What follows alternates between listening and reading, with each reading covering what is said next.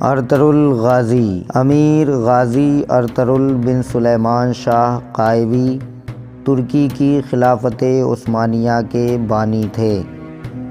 خلافت عثمانیہ 14ویں صدی کے آغاز میں قائم ہوئی اور 20ویں صدی میں ختم ہوئی۔ اس دوران ایک ہی خاندان سے تعلق رکھنے والے ٹوٹل 37 بادشاہ اس مسند پر جلوہ افروز ہوئے۔ ایک مورخ کے مطابق کسی خاندان کا مسلسل اتنی دیر حکومت کرنا معجزے سے کم نہیں ہے۔ ارطغرل کی پیدائش تاریخ کی کتابوں کے حوالے سے 1188 سے لے کر 1191 عیسوی کے درمیانی مدت میں ہوئی۔ اس حوالے سے مورخین کا ایک رائے پر اتفاق نہیں ہو سکا۔ تاریخی حوالوں کا جائزہ لیں تو پتہ چلتا ہے کہ ارطغرل غازی کا تعلق اوغوز ترک قبائل کی شاخ کے قبیلے قائی سے تھا۔ ان کا خاندان سردار بیگ کے نام سے مشہور تھا۔ اوغوز خان کے 12 بیٹے تھے جن سے یہ 12 مختلف قبیلے بنے۔ قبیلہ قائی کے سردار سلیمان شاہ کی بیوی کا نام حائمہ تھا۔ حائمہ کے 4 بیٹے ارطغرل، صارم، ذوالجان اور گلدارو تھے۔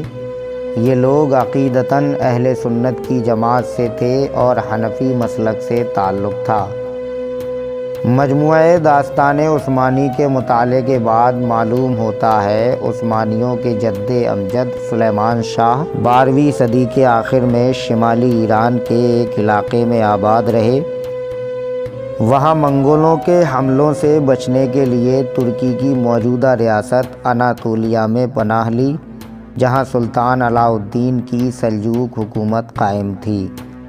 اپنے والد کی وفات کے بعد ارطغرل چند رفقا کے ساتھ سلاجقہ روم گئے اور زمین کا مطالبہ کیا۔ چنانچہ انہوں نے سوغوت کی زمین ارطغرل کو سونپی، جو اس زمانے میں بازنطینی سلطنت کی سرحد پر واقع تھی۔ ارطغرل کو اس کا سردار بھی مقرر کر دیا گیا۔ اس کے بعد سلطان علاء الدین کی بھتیجی حلیمہ سلطان سے شادی کی، جس سے ان کے 3 بیٹے عثمان، گوہر اور شہریار ہوئے۔ ان کے بیٹے عثمان کے نام پر ہی سلطنت عثمانیہ کی بنیاد رکھی گئی تھی۔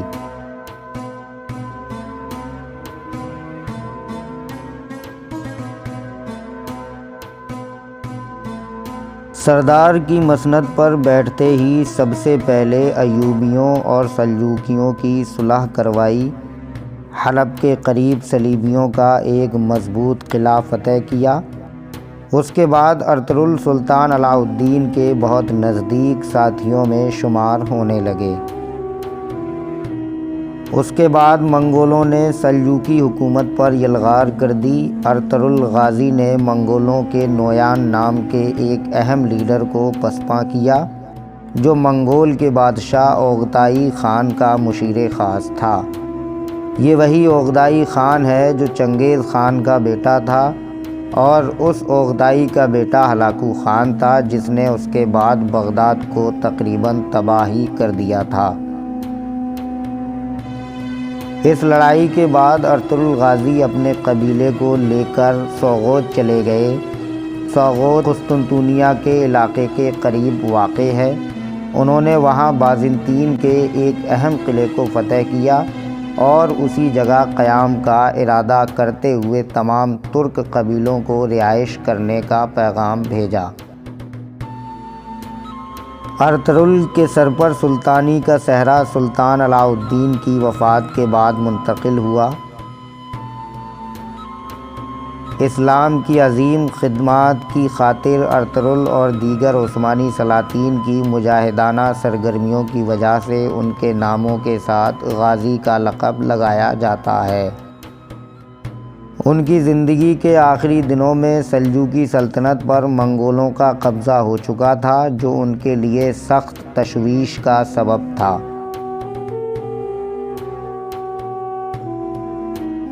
ان کی خواہش ایک عظیم اسلامی سلطنت کا قیام کی تھی، چنانچہ ارطغرل کے سب سے چھوٹے بیٹے عثمان نے ان کا یہ خواب پورا کیا۔ اور ایک عظیم الشان سلطنت عثمانیہ کی داغ بیگ ڈالی۔ عثمان کے دور حکومت سے ملنے والا سکہ جس پر ارطغرل کا نام کنندہ ہے، اگر اصلی ہے تو اس سے ثابت ہوتا ہے کہ ارطغرل یقیناً تاریخی شخصیت تھے۔ اس سکے پر یہ الفاظ درج ہیں: جاری کردہ برائے عثمان ولد ارطغرل۔ عثمان کا اپنے والد کے نام پر سکہ جاری کرنا ثابت کرتا ہے کہ وہ اس وقت صرف ایک قبائلی سردار ہی نہیں بلکہ خود مختار امیر جماعت کے طور پر بھی زندگی گزار چکے تھے۔ 1281 یا 1282 میں ان کی وفات 90 سال کی عمر میں ہوئی اور سوغوت شہر میں مسدس نما مقبرے میں مدفون ہیں۔